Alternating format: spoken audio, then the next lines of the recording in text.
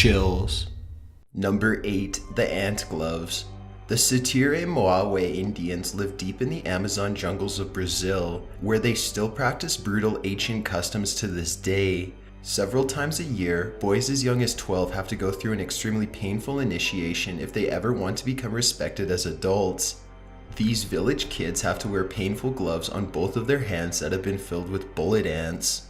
The bullet ant stings like a wasp.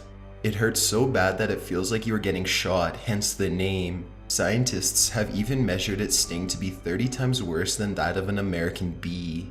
The gloves themselves are made of tightly woven leaves with small holes on the inside. These holes are to keep the ants fixed in place with their stingers pointed towards the skin.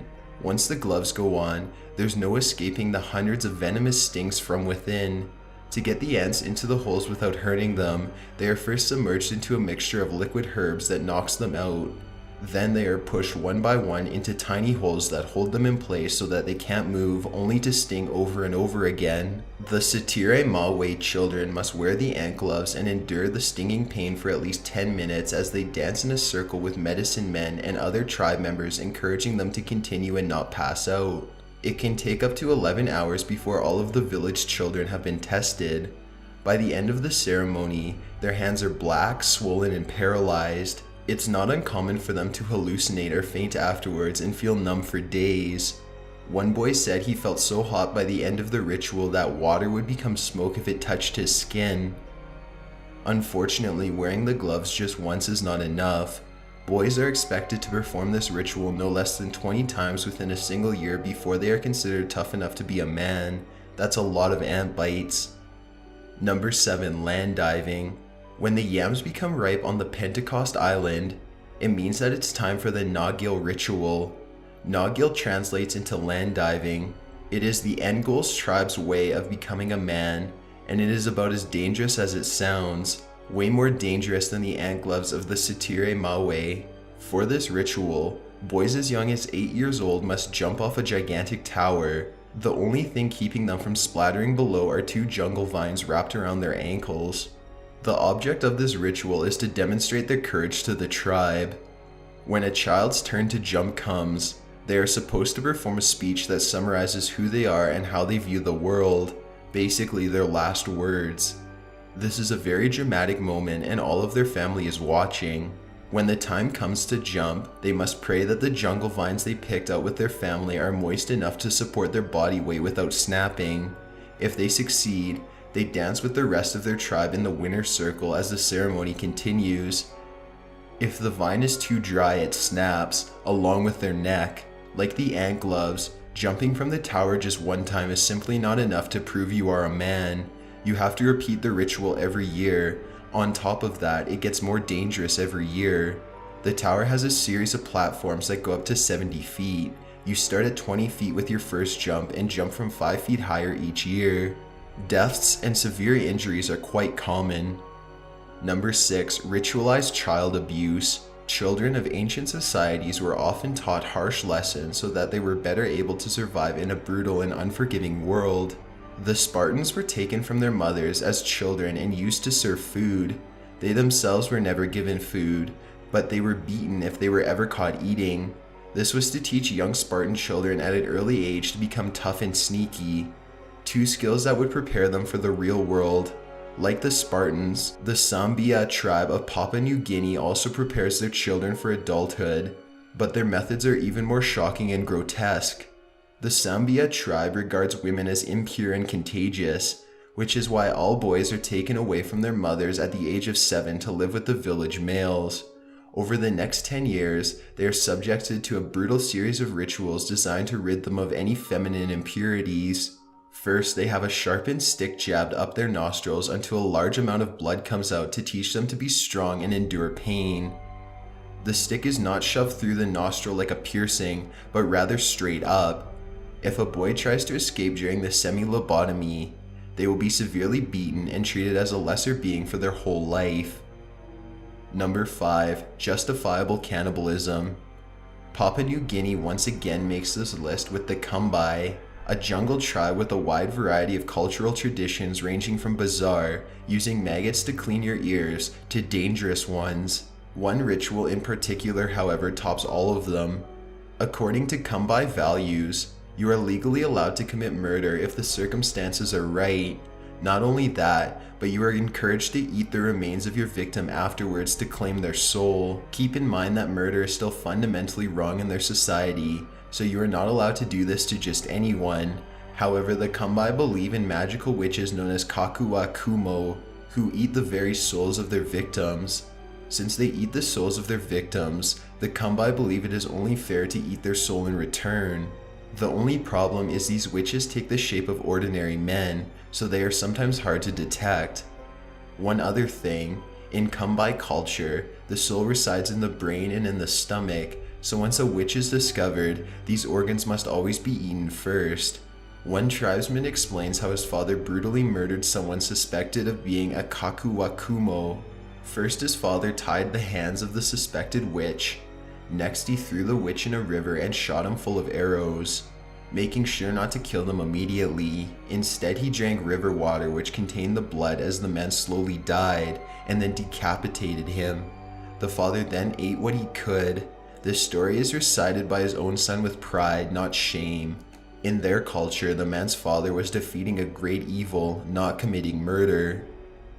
Number 4. Temple sacrifices. When it comes to violent and disturbing rituals, the Mayans are one of history's most infamous cultures. This tribe was especially fearsome because their religious beliefs centered around pleasing the gods through numerous human and animal sacrifices. The Mayans feared that if they did not perform these sacrifices, then the gods would punish them and the world would plunge into chaos. To them, slaughtering others was a way to prevent the end of the world. Victims were painted blue, a color which represented sacrifice. Then they were marched up a large temple that was covered with animal and human remains, every step slickened with blood. At the top of the temple, a priest would be waiting for them with a knife carved from stone. One by one, the victims would be held down on a stone slab that was designed to push their chest upwards for easy access. The priest would make a deep incision under the left breast and rip into the wound with his bare hands. The pain must have been unbearable as the priest's hand searched inside the chest and grabbed the heart, which was pulled out while the victim is still alive and screaming. Afterwards, the body was usually thrown down the steps where it would be skinned by the priest's assistants. The priest would wear the skin and perform a ritual dance that symbolized reincarnation. If the sacrifice was a brave warrior or someone else of importance, then the body would be cannibalized so that groups of people could obtain its power. The hands and feet were worn by the priest as a trophy. Other variations included shooting the sacrificial victims with arrows, throwing them down bottomless pits, and burying them alive. Number 3. The Flaming Amazon. The Aztecs were another tribe heavily into gory sacrifices. Rabbits, dogs, insects, flowers, and even inanimate resources such as rubber and paper were all destroyed to keep various gods from becoming too upset. According to the Aztec legend, the gods sacrificed themselves so that mankind could prevail, and now they expected sacrifices in return, lots of sacrifices. In fact, the Aztecs believed that every 52 years the world would end unless enough human sacrifices were made, so there was no time to waste. Like the Mayans, the Aztecs liked to remove the hearts from their victims. Priests used a knife to cut out the heart instead of using their bare hands, which made it slightly less barbaric but still incredibly painful. One god in particular, however, demanded extra suffering from his victims. In order to appease their god of fire, the Aztecs would set a group of victims ablaze and wait patiently as they slowly screamed and cooked.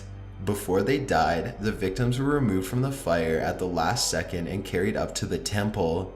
At the top of the temple, their hearts were cut out. It was important for the victims to be alive the entire time or else the sacrifice would not work. If the Aztecs did not do this, they were certain that their civilization would be burned down by the vengeful fire god.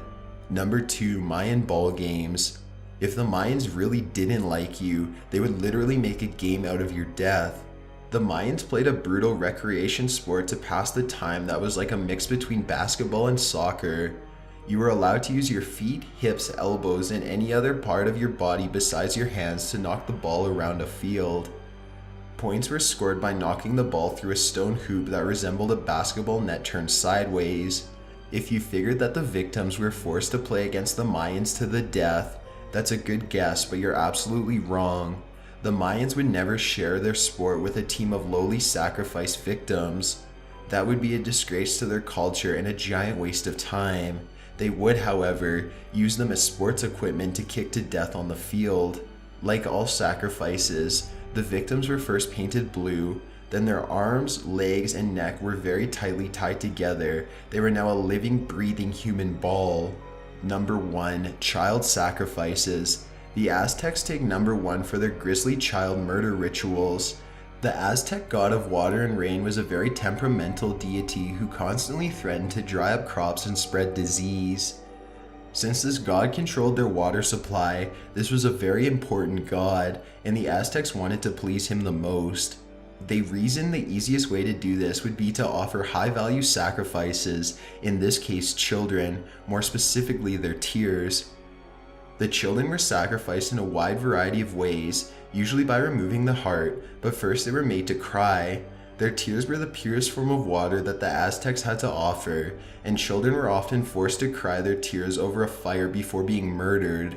These events were so popular that the Aztecs split them into 2 morbid festivals. From February 12th to March 3rd, countless children were marched to sacred mountaintops to have their hearts pulled out. If any of them cried on the way, their tears were seen as a good omen for strong rains. From March 24th to April 12th, hordes of children were marched into dark caves to be sacrificed. Priests would wear the skin of their sacrificed victims for 20 days leading up to the holiday. After the children were sacrificed, the priests would shed their skin wardrobes and leave them to rot in the caves.